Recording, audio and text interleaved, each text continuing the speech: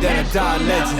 Yeah, son God, homie, I'm reverend. Preach, just protecting my investment. Ask about me, integrity's not a question. Straight up, all the way up, with the same ones that was down from the jump. Day one, same ones. So it's early summer. I'm gonna show you this really unique technique that my buddy Jamie Bruce actually kind of kick-started years back, and we started making the baits to do it. As far as I know, there's not really another one like it. We were using swim jigs a lot, up shallow, a rod that you could just put in your hand and fish. It didn't matter if you had to cast around, you know, rocks, wood, reeds, cattails, any type of grass, bank grass.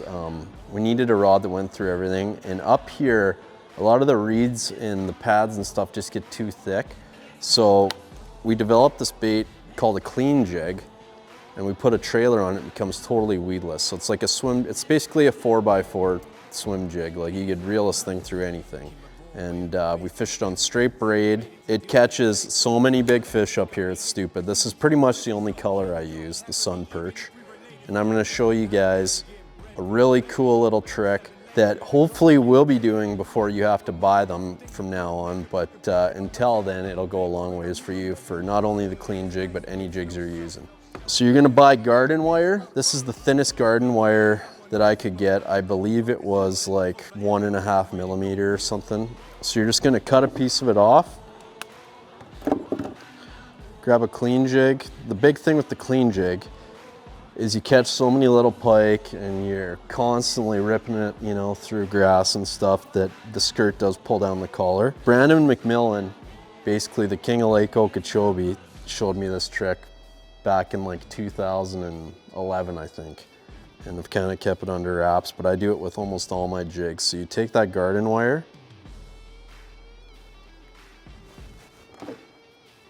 and then you take your pliers and you just spin it until it's tight.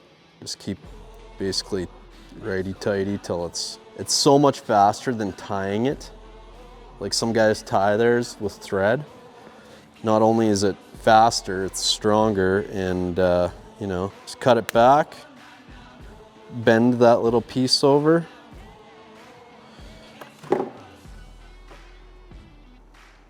Now I got wire holding it on, and nothing is gonna blow that skirt down. That skirt's there for life until a pike eats the whole bait. If you do that, you'll be way more efficient. You'll never be pulling your skirt up on any of your jigs, swim jig, flipping jig, any type of skirted jig, football jig.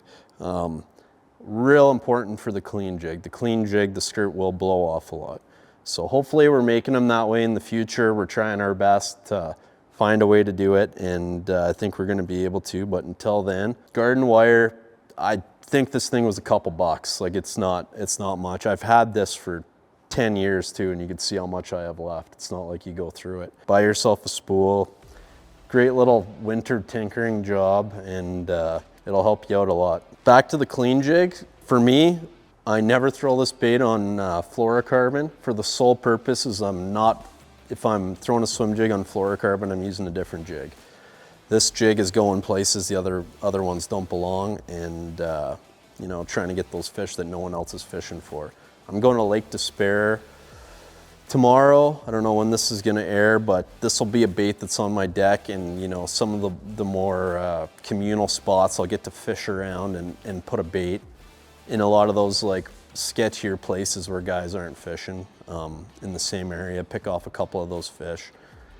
And there's a couple of ways to rig this bait.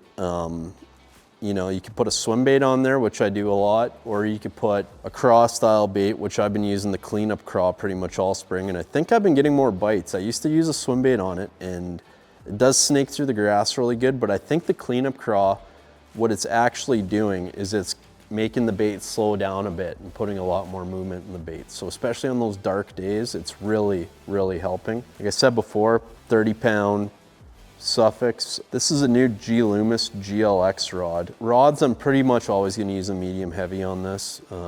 This one is an 873 BJR, so it's actually designed for bladed jigs, but I got a swim jig on it. And yeah, no, really liking this rod. 6-to-1 again. I'm reeling it. You could get away with a 7 on this, but I'm using a 6. I don't know what else to really talk about it. I'll show you how I rig it up real quick. These are Crush City cleanup craws. You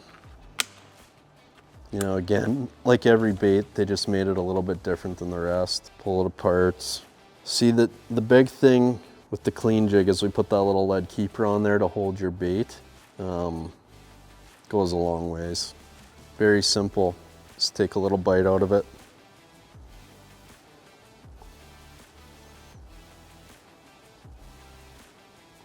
See that lead keeper? You want that nice and flush like that, so it's not grabbing any grass. And then you just Texas rig it. The nice thing about the cleanup craws, it has these little, you'd see them on the back, these little ribs, and it allows your hook is like, I don't think there's been any better way to Texas rig a bait than that. I mean, the hook's not grabbing me at all, but it's gonna be very minimal to get it out. And yeah, like I said, that's basically the 4x4 truck of baits. I'm gonna just throw that around everywhere. Right in the reeds, cattails, pad fields.